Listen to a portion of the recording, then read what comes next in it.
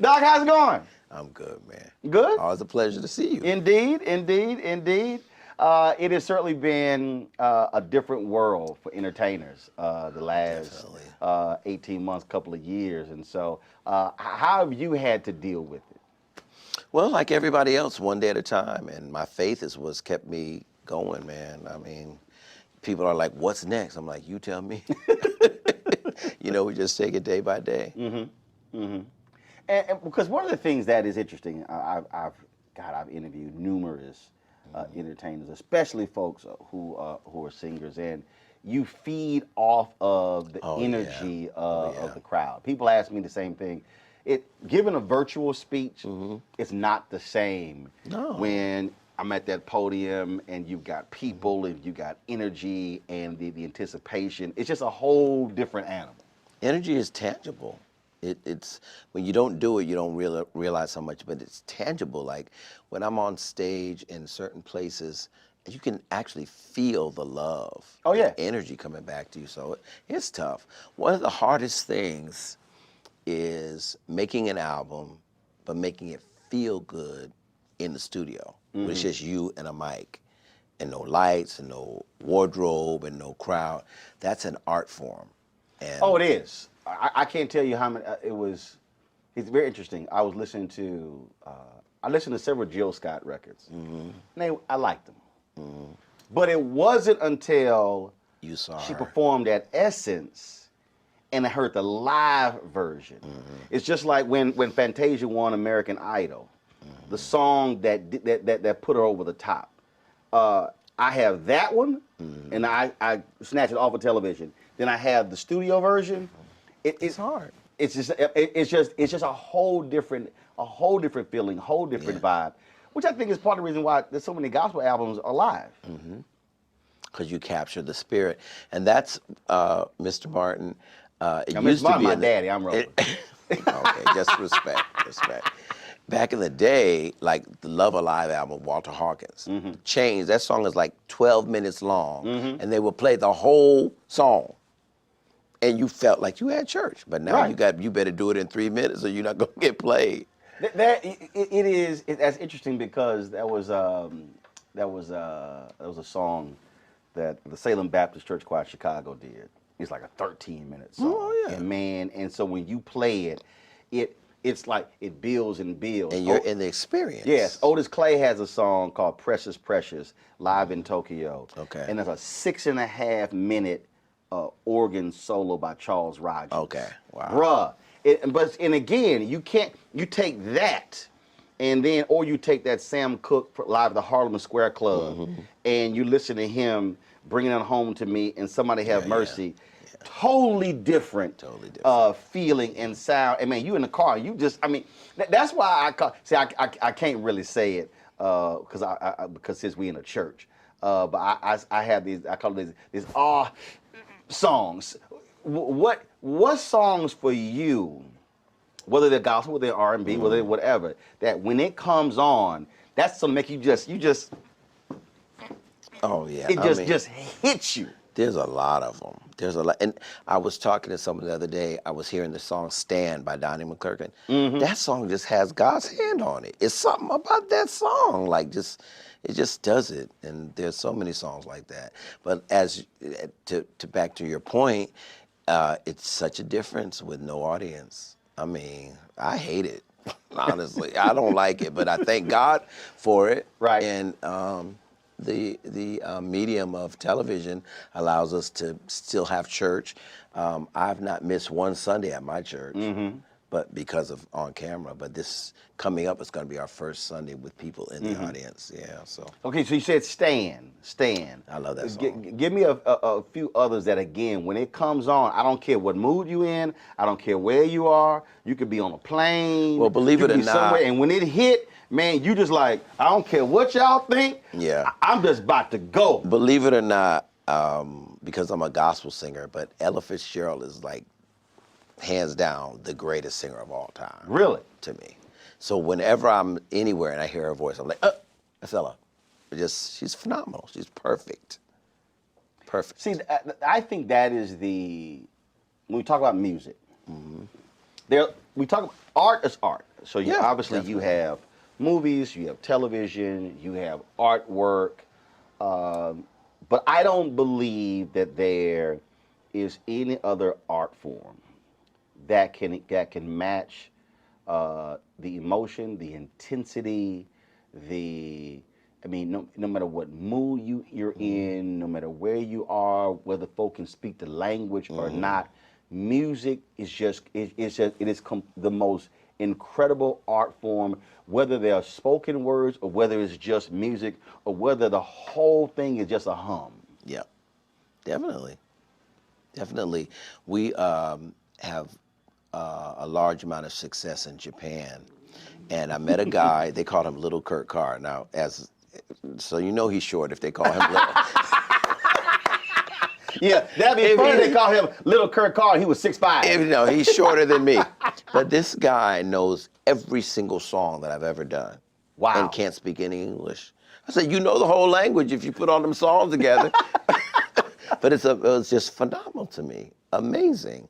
But like you said, music transcends generation, it transcends culture, it transcends everything.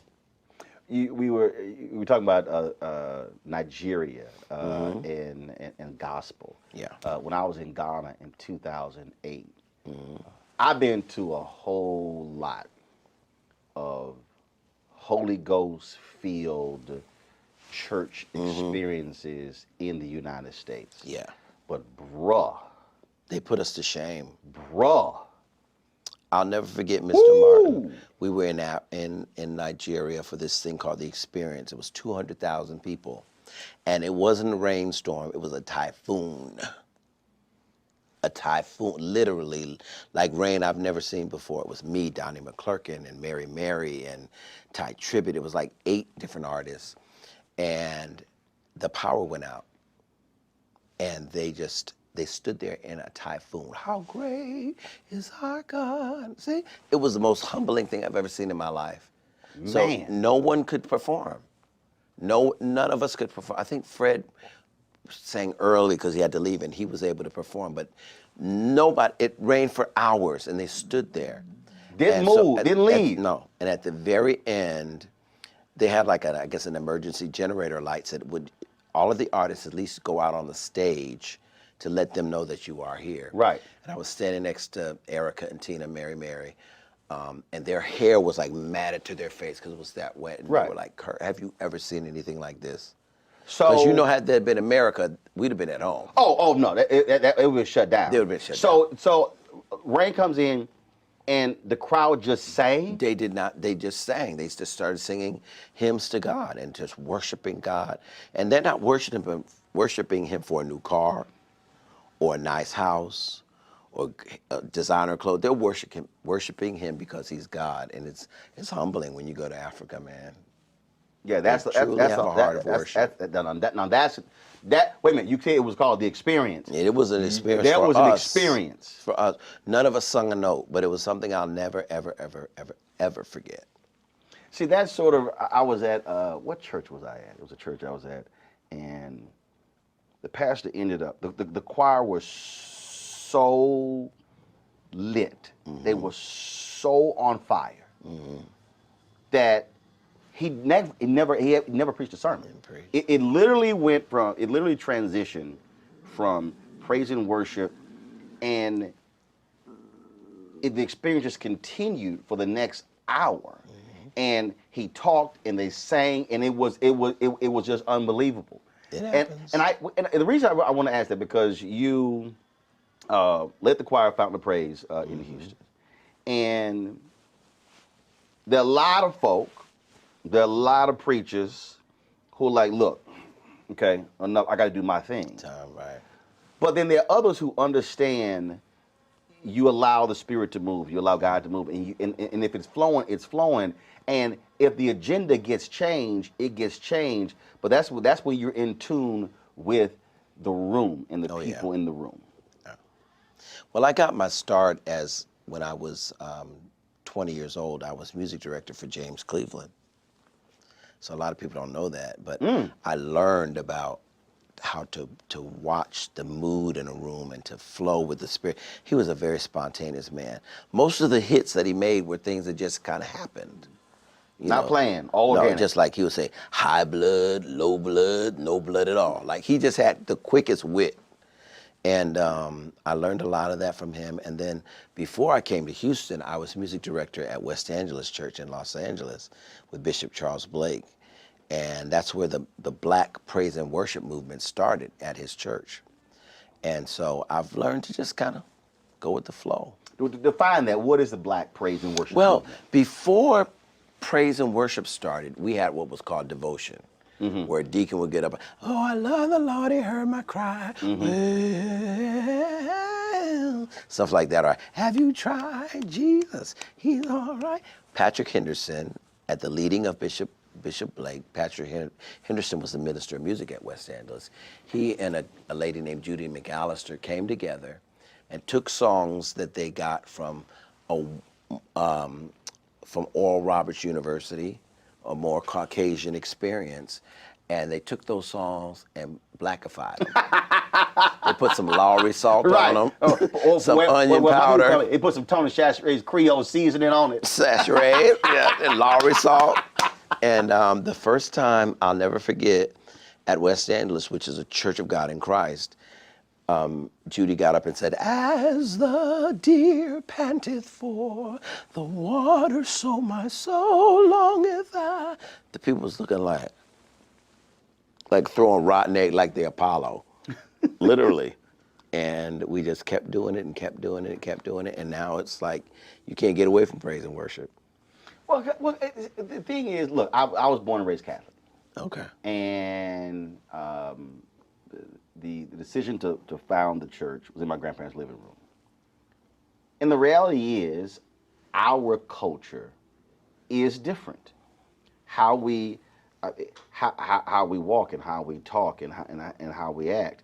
To your point, what we retained from the motherland, the beat, the dancing, or as preachers would say, that itching foot of ours, and that to me is something that we should never apologize for. That is what makes us unique and distinct. It is. You cannot have a worship experience in Africa without them dancing. And not just dancing. It's flags. The oldest mother. It's whistles. The oldest mother in the church will be dropping it like it's hot. Just like there's no insecurity about movement. Uninhibited. And no, right. Ain't nobody swear. Well, what so and so think? They like, look, I ain't here for you. And the men out worship the women. Oh yes. It's almost shameful for a woman in Africa, for a woman to praise God as hard as a man. But here, men have different, refinement and everything with regard to worshiping God. But it all comes from the motherland.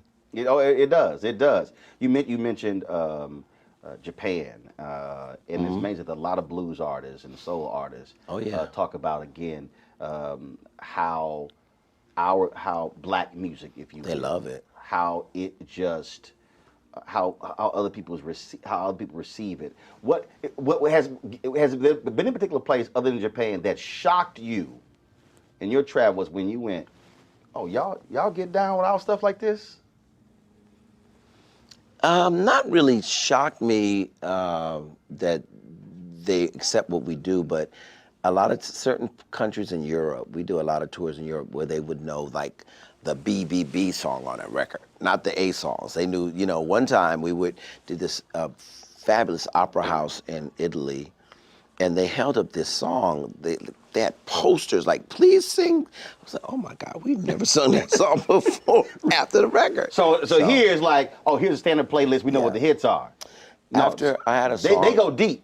My song, We Lift Our Hands in the Sanctuary, went platinum and made me from being a black artist to being a world artist. Right. And I started opening my thinking to like, it's a whole big world. I toured after James Cleveland passed, I worked with Andre Crouch for like 2 years, which opened my thinking because he stayed in Europe. James Cleveland hated Europe.